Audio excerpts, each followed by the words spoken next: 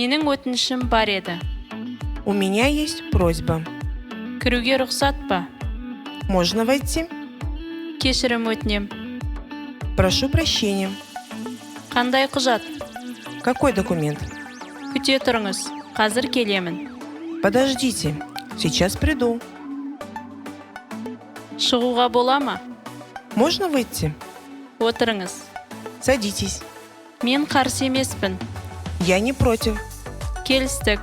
Договорились? Сіздің ұсынысыңызбен келісемін. Согласен с вашим предложением. Кездесу нешеде?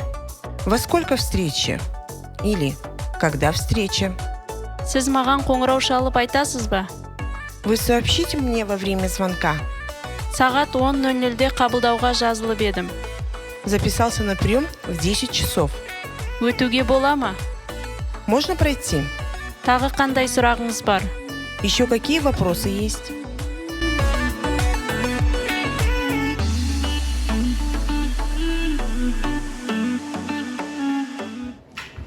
Қайырлы таң. Маслихат хатшысын көруге бола ма? Қайырлы таң, сіз кездесуге жазылдыңыз ба? Иә, біздің кездесу сағат 10-да тағайындалған. Менің атым Сұлтанов Ильяс. Барлығы дұрыс.